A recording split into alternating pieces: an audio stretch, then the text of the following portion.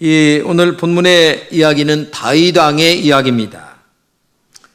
근데 이 다윗이 왕이 됐잖아요. 그리고 주변을 평정합니다. 너무너무 행복한 거예요. 뿐만 아니라 궁궐도 아주 크게 줬어요. 오늘 본문에 그 이야기를 이렇게 얘기합니다. 같이 읽게 시작.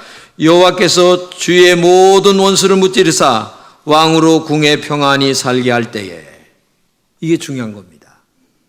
하나님께서 주변 나라를 평정시켰어요. 궁궐도 짓고 평안하고 행복하게 살아갑니다. 그러니까 요즘 말로 얘기하면 돈도 잘 벌고 잘 나갈 때요. 쉬운 말로 얘기하면. 그런데 그때에 다윗이 가진 마음이 오늘 본문에 기록한 마음이에요. 여기서 우리는 다음과 같은 은혜를 받았으면 하는데, 첫째는 형통할 때에 하나님께 감사했다는 거예요. 사실 다윗은 시골에서 양치는 촌놈이었습니다. 그런데 지금은 나라의 왕이 되었어요. 통일 왕국을 이룬 왕이었습니다. 그리고 나라가 태평성대합니다. 왕궁도 얻었습니다. 이 정도 되면 사람들은 딴짓할 마음들을 슬금슬금 먹기 시작합니다. 묘한 겁니다. 인간의 심리라는 게. 어려울 때는 기도합니다. 믿음 생활 잘합니다. 말씀대로 살려고 합니다. 그래도 목사가 지도한 대로 따라서 합니다. 봉사도 잘합니다. 그래서 하나님께서 복을 받습니다. 이제 살만합니다. 그러면 교회 생활이 시시하게 느껴지고 세상 사람들이 아주 죄짓고 그 다음에 아주 멋지게 살아가는 것들이 희한하게 이렇게 선망의 대상으로 보이기 시작해요. 이때가 중요한 거예요. 이때가. 여러분이 잘 될 때 중요한 거예요. 잘 될 때 감사하고 잘 나갈 때 이 신앙의 본질을 잊어버리지 말아야 된다는 게 중요한 거예요. 여러분 혹시나 힘들고 지난 어려운 때를 잊고 사는지 생각해 보세요. 초심이 흐려지면 안 된다는 얘기입니다. 첫사랑을 잃어버리면 안 돼요. 다윗은 지금 너무나 잘 되고 있습니다. 그런데 그때 이렇게 생각합니다. 함께 읽겠어요? 왕이 선지자 나단에게 이르되 볼지어다 나는 백향목궁에 가 살거늘 하나님에게는 휘장 가운데 있다. 이 말이 뭐냐? 왕이 나단 선지자를 불러서 나는 백향목궁에 거하는데 하나님의 궤는 텐트 속에 있다, 이런 말을 하는 거예요. 여러분, 다윗이 백향목궁에 살고 있다고 하는 말은 옛날과 오늘을 지금 생각하는 마음이에요. 옛날 내가 시골 촌놈, 양치는 촌놈, 그런 촌놈이 오늘 왕이 됐어? 그리고 통일왕국의 왕이 됐어? 더군다나 백향목궁이라고 하는 엄청난 궁궐에 살고 있어? 그러면 지난날 뭐 좋던 거 나쁘던 거 다 잊어버리는 것이 인간의 심리인데, 이 다윗이 다른 게 하나가 뭐냐면 잘 될 때에 옛날 자기 본질을 잊어보지 않았다는 거예요. 양치던 촌놈. 이걸 중요한 거예요. 이게. 여러분, 힘들고 어려운 옛날을 가만히 돌이키며 생각해 보시는 분이 있으십니까? 목동이었던 다윗이 별 차이가 없었던 것처럼 내 지난날의 과거도 별 볼 일 없이 시골 촌놈이었고 그 다음에 별 볼 일 없었던 나를 오늘 여기 백향목궁이 사람마다 다 달라요. 사이즈도 다릅니다. 사는 차이도 다릅니다. 그러나 나름대로 하나님의 은혜 가운데 지금 축복받으며 우리는 살고 있어요. 여러분, 오늘 개구리가 좀 되었다고 올챙이적 잊지 마세요. 다윗은 지금 올챙이적을 다시 떠올리면서 하나님 올챙이를 이렇게 개구리 만들어줘서 너무 감사합니다, 이걸 지금 얘기하고 있는 거예요. 이거를 지금. 여기 올챙이적이 아닌 사람이 누가 있어요? 요즘 일이 잘 되십니까? 하나님께 감사하세요. 요즘 일이 백향목궁에 거하는 분이 계십니까? 사람들에게도 감사하세요. 주변에 있는 많은 사람들의 도움 때문에 내가 오늘 이 자리에까지 온 거예요. 이거를 왜 모르십니까? 감사를 느끼고 감사를 말로 하고 감사를 행동으로 보여주는 삶. 오늘 내가 백향목국에 거하는 오늘의 내가 있도록 인도하신 하나님과 주변에 있는 많은 사람들에게 감사할 때에 또 다른 상식이 기적이 되어서 우리의 삶의 현장에 나타나게 될 줄로 믿습니다. 다윗은 지금 그걸 얘기하는 거예요. 나 시골 촌놈 괜찮아. 양치던 촌놈 뭐가 부끄러워? 얼마나 감사합니까? 오늘 그런 진솔한 정직함 그리고 감사를 느끼는 첫사랑을 올챙이적을 회복하는 그런 은혜가 있기를 주님의 이름으로 축복합니다. 두 번째 생각할 것은 형통할 때에 하나님의 법궤를 생각하는 신앙이었어요. 오늘 본문에서 다윗은 이렇게 얘기합니다. 다 같이 읽겠어요? 나는 백향목궁에 거하는 하나님의 궤는 시장 가운데 있도다 하는 마음이었어요. 지난날 어려움을 통하여 오늘 너무나 잘 되었어요. 얼마나 감사한 일이에요. 그런데 다윗은 감사를 끝나는 것이 아니라 하나를 더 생각했어요. 뭐냐? 내가 이렇게 잘 되고 있는데 하나님은 어떠실까? 가만히 생각하니까 하나님이 계심을 상징하는 그 법궤가 저 한 구석에 세상의 먼지가 뽀얗게 쌓여서 그 다음에 거미줄은 이리저리 다 쳐 있고 텐트 속에서 처박혀 있는 거야. 정신이 번쩍 드는 거예요. 야, 나는 이렇게 백향목궁에 거하는데 하나님의 궤가 저렇게 있다니. 그래서 나단 선지자를 불렀어요.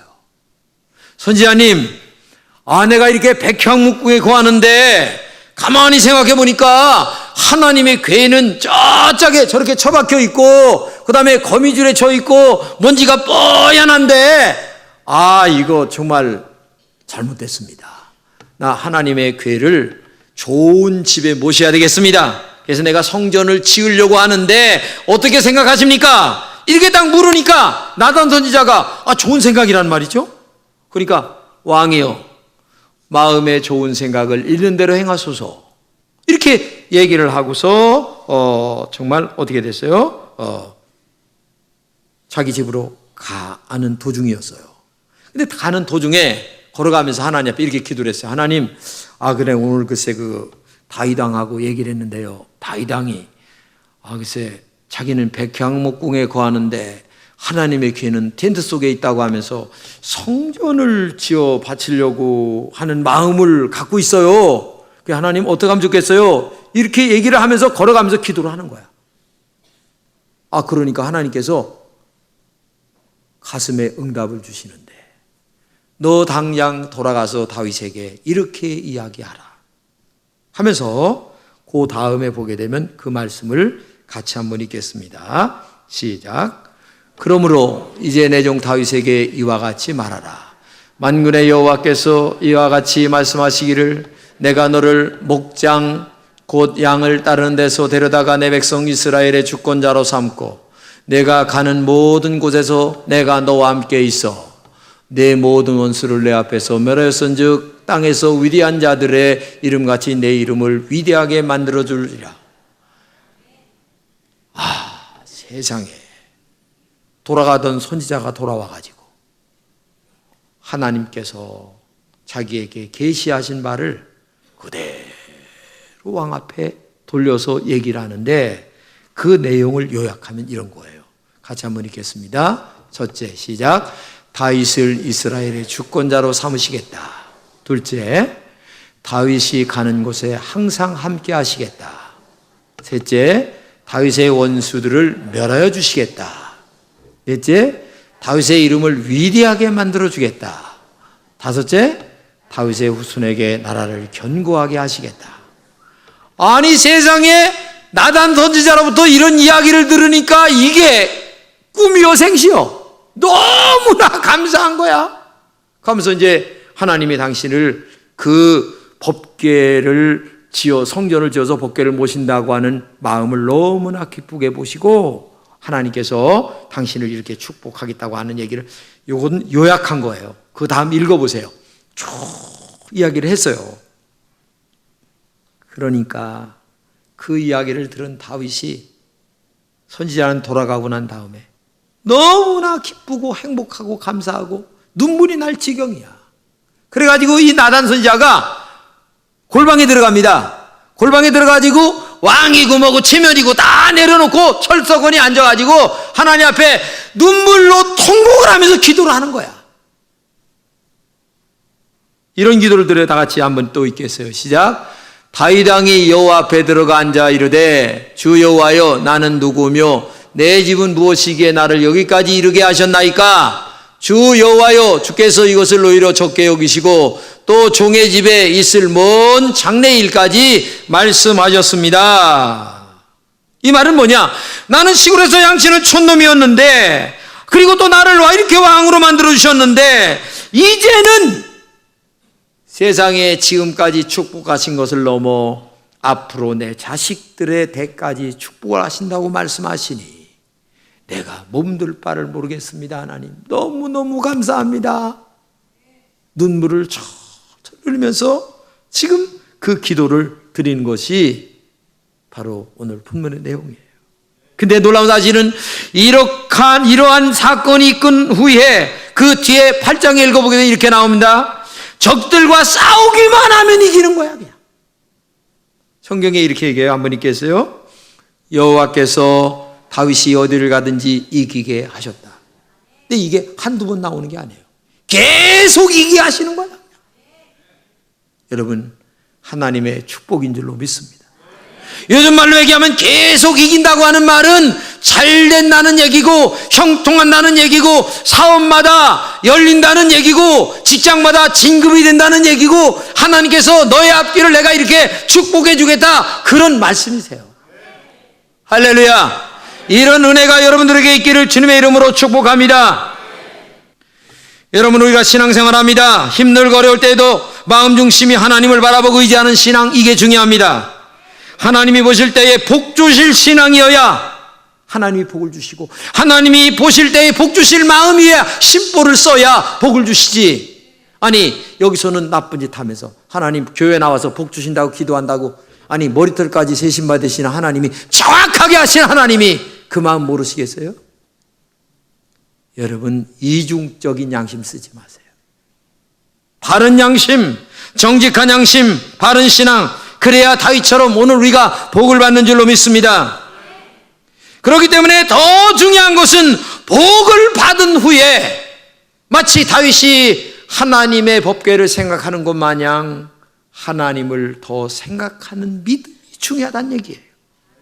응?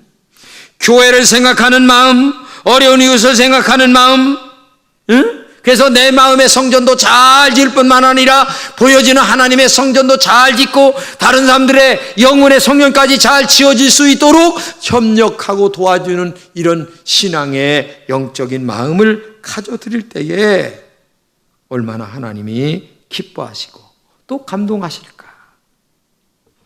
이런 사람들에게 상식이 변하여 기적이 되는 은혜를 하나님 우리에게 허락하신다는 얘기죠. 성경에 보게 되면요 복을 많이 받았지만 누리지 못한 사람이 있는데 누구냐면 사울 왕이세요. 이스라엘의 첫 번째 왕이 되는데 그 과정이 얼마나 기가 막힌지 몰라요. 그런데 놀라운 사실은 복을 많이 받았지만 복을 누리지는 못했어요. 왜?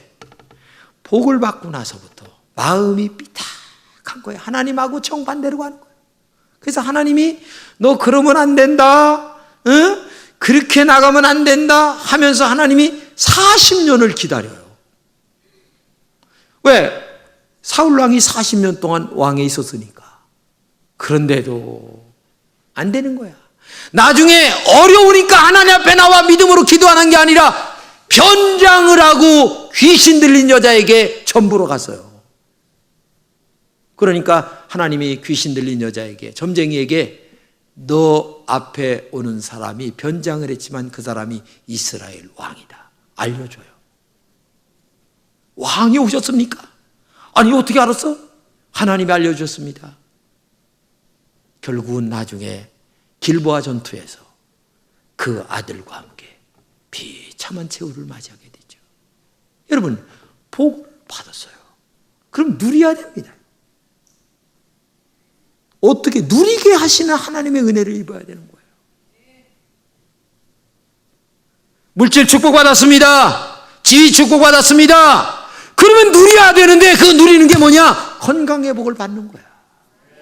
건강해서 물질도 좋은데 잘 쓰고, 그 다음에 자식들에게 누도 안 끼치고, 좋은 며느리도 보고 손자도 보고 누려야 되는데 맨날 그렇지 않아요. 누리는 축복도 굉장한 거예요. 얼마나 감사합니까? 응? 그래서 성경에 보게 되면 하나님이 사울을 버린 게 아니에요. 사울이 먼저 하나님을 버렸어요. 그리고 40년을 하나님이 기다렸어요. 그래도 하나님 앞에 돌아오질 않는 거예요.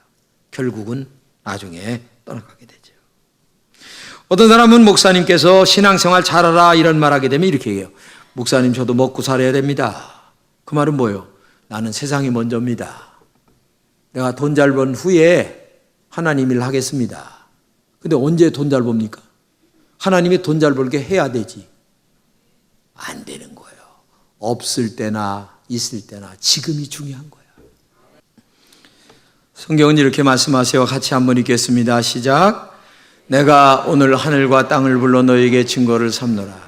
내가 생명과 사망과 복과 저주를 내 앞에 두었은즉 너와 내 자손이 살기 위하여 생명을 택하고 내 하나님 여호와를 사랑하고 그의 말씀을 청종하며 꼭 그를 의지하라. 여러분, 이 말이 뭔 줄 아세요? 응?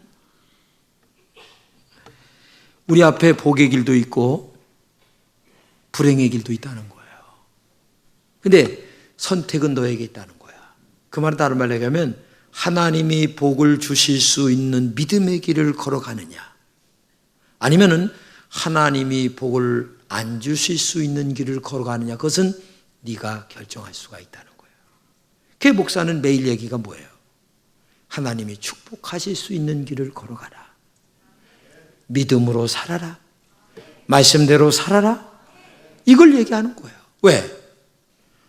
내가 목사가 됐기 때문에도 얘기를 하는 거지만 제가 정말 죽었다 살아난 사람 아니에요. 하나님의 은혜로 지금 여러분들 앞에 있는 거 아니에요. 하나님은 정말 살아계세요. 전능하세요. 복을 주시기도 하시고 거둬 가시기도 하세요. 그렇기 때문에 나는 우리 금천교회 교인들은 다른 사람들은 몰라. 내가 타치할 수도 없어. 여러분들은 그냥 무조건 믿음으로 사는 거야. 말씀대로 사는 거예요. 할렐루야. 그러면 하나님이 어떻게 축복하시는가를 간증할 수 있도록 만들어주세요. 이게 믿음이에요. 할렐루야. 그렇기 때문에 오늘 다윗처럼 백향목궁에 거한다 할지라도 하나님을 생각하는 감사하는 마음이 있는 사람이 있는 반면에 지금 백향목궁에 거한다 할지라도 내가 잘나서 내가 뭐해서 되는 줄로 알고 하나님 앞에 감사를 모르고 이웃에게 감사를 모르고 아내와 남편에게 감사를 모르고 자식에게 부모에게 감사를 모르고 살아가는 사람들이 얼마나 많이 있겠어요. 이런 마음을 가지고 살아가는 사람들에게 하나님은 눈동자를 고정시키셔서 상식이 기적이 되도록 만들어주시고 안 되는 것 같지만 되게 하시고 여러 손길을 통하여 축복의 길로 인도하시는 줄로 믿습니다. 여러분, 마귀가 왜 마귀인 줄 아세요? 두 가지를 못해요. 마귀는 첫째는 뭔 줄 아세요? 감사를 못합니다. 마귀가 두 번째 못하는 게 뭔 줄 아세요? 회개를 못해요. 자기가 잘못을 했어도 내가 잘못한 줄을 인정을 못하는 거야. 믿음 생활 좀 잘하세요. 그렇게 하면 잘하는데요. 그런 사람하고 두 번째 얘기가 나가겠습니까? 안 돼요. 목사님, 제가 혹시나 잘못한 거 있으면 얘기해 주세요. 목사님 말씀하신 대로 제가 잘 따르겠습니다. 그래야 두 번, 세 번째까지 얘기 나가서 진솔한 얘기가 나오는데 그런 사람에게는 이렇게 겉만 번지르르한 얘기만 나와. 알맹이는 없어. 껍데기만 있는 거야. 미국의 루즈벨트 대통령 있잖아요. 그의 부인 엘레나와 결혼해서 5명을 뒀어요. 근데 가장 똑똑하다고 생각했던 아들이 하나 죽었어요. 그러니까 이 루즈벨트가 너무나 낙심이 되는 거야. 그러니까 이 아내가 이렇게 얘기합니다. 아직도 우리가 사랑해야 될 5명의 아이들이 있잖아요. 여보 힘내세요. 그리고 우리 하나님 앞에 감사하며 열심히 살아갑시다. 위로했어요. 근데 나중에 루즈벨트가 다리에 문제가 생겨서 휠체어를 타는 불구의 몸이 됐어요. 그러니까 자기가 자기를 생각해도 너무나 한심한 거야. 그러니까 어느 날 마음에 있는 얘기를 하는 거예요. 여보, 내가 이렇게 몸이 저기한데도 나를 사랑해요? 얘기하니까 엘레나가 이렇게 쳐다보다가 이렇게 얘기합니다. 나는 당신의 다리만 사랑한 게 아니에요. 당신 전체를 사랑해요. 그리고 당신과 함께한 것을 나는 가장 행복하게 생각하고 하나님 앞에 감사해요. 이렇게 얘기하니까 루즈벨트가 두 눈에서 달깃도 같은 눈물을 뚝뚝 떨어뜨리면서 껴안으면서 정말 여보 감사해요. 그리고 나중에 대통령형 부인이 되잖아요. 적어도 지혜 있는 여자는 그렇게 말할 수 있는 사람이야. 에이씨, 뒷말은 안 해. 속은 다 보여. 이런 사람하고 사는 사람은 참 불행해. 남편에게 그냥 파락파락 소리를 아휴, 주여. 여기 지금 2명의 그런 사람이 있어요. 안타깝죠, 정말. 응? 왜 그렇게 살아요? 조금 양보하고, 조금 이해하면 얼마나 행복하게 살아갈 수가 있는데. 그렇지 않아요? 아니, 없는 것도 지금 억울해 죽겠는데, 없는 데다가 더 그냥 바락바락 하면 어떡할 거야? 에? 그러면 상식이 기적이 되겠어요? 아니지. 일어날 기적도 안 일어나고, 오히려 떠나가. 에? 여러분, 상대방의 단점을 찾아내어 정죄하는 사람은 잘못된 사람이에요. 그의 장점이 오히려 들추어주고 자랑스러워하는 사람, 이게 엘레나라고 하는 여인에게서 보이잖아요. 응? 그래서 결국은 중요한 얘기입니다. 이게 관계의 끈을 놓치지 않는 게 중요합니다. 중국에 나오는 유명한 격언인데 이런 말이 있어요. 따라서 합시다. 장사를 잘 하는 사람은 물건을 팔지 않고 관계를 판다. 중요한 얘기입니다. 관계 속에서 더 큰 것이 왔다 갔다 하는 거예요. 관계가 끊어지면 될 것도 안 되는 거예요. 그렇기 때문에 누구나 다 관계를 잘 맺어야 돼. 인간관계, 물질관계, 아니면은 부부지간에도 이 관계가 잘 맺어져야 행복한 거예요. 그래서 하나님과의 관계를 잘 맺는 특별한 방법 중에 하나가 뭐냐면은 감사예요. 정말 그래서 하나님이 1년에 2번씩 맥주 감사절 지키면서 너희들을 감사하라. 그 다음에 가을에 추수감사절 지키면서 너희들을 감사하라. 이게 얼마나 축복이에요. 윌리엄 노우라고 하는 사람은 뭔지 아세요? 이런 말을 했으면 그의 엄숙한 부르심이라는 저서에서 지나칠 정도로 이렇게 얘기했어요. 성자는 기도를 많이 하는 사람도 아니다. 자선을 많이 베푼 사람도 아니다. 오직 범사에 감사하는 사람이다. 근데 맞는 말 같아요. 이 감사가 메마른 사람들은 정말 먼지가 납니다. 악한 먼지가 나기 시작합니다. 그런데 감사할 줄 아는 사람은 오늘처럼 촉촉한 성령의 단비가 적셔져서 하나님의 은혜의 싹을, 그리고 은혜의 꽃을, 은혜의 열매를 맺게 하실 줄로 믿습니다. 누가 예수를 잘 믿는 사람인가? 누가 하나님 앞에 더 가까이 간 사람인가? 기준은 한 가지입니다. 어떤 어려움과 어떤 좋은 조건 속에서도 하나님 앞에 감사하고 사람 앞에 감사하는 믿음과 마음을 갖고 사는 사람이에요. 항상 감사하는 믿음의 성도가 되셔서 우리 금천의 모든 성도들은 상식을 기적으로 만드는 은혜가 있기를 주님의 이름으로 축복합니다.